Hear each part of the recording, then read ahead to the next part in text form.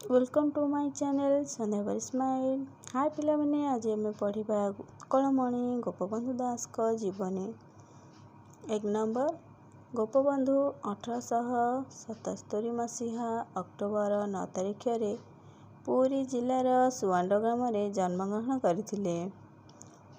2 number Gopabandhu पिता नाम दैतारी दास और माता नाम स्वर्णमयी देवी।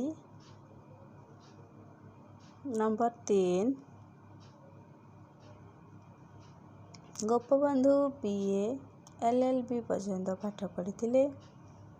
4 नंबर गोपबंधु पत्नी नाम मोती देवी थिला। 5 नंबर गोपबंधुଙ୍କର निसहाय लोकों प्रति ममता थिबारु तांकु दरिद्रर बंधु बोली कुआଯାଏ। 6 नंबर भल छात्र सृष्टि करने पाई से सत्यवादी वन विद्यालय प्रतिष्ठा करथिले। 7 नंबर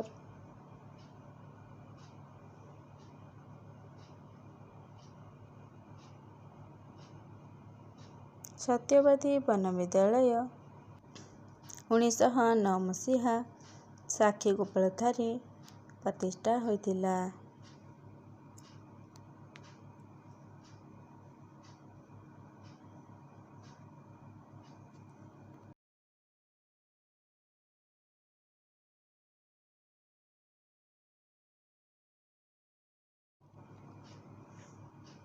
8 नंबर गोपबंधु बंदीर आत्मकथा, कारागपिता, धर्मपद, गोमहात्म्य आदि पुस्तक रचना करथिले। 9 नंबर गोपबंधु को प्रफुल्ल चंद्र राय उत्कलमणि बोली आख्या देथिले। 10 नंबर गोपबंधु निजर घनदोष दूर करिबा पाई से बालीघरडा जाकी भाषण देउथिले। 11 नंबर गोपबंधु 8-9 वर्ष बयस कविता लिखा आरंभ करथिले। 12 नंबर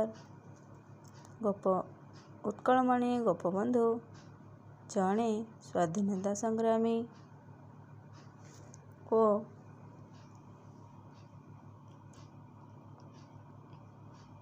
समाजर प्रतिष्ठाता, देश सेवक, राजनीतिज्ञ, देशप्रेमी, जातिप्रेमी कवि थे।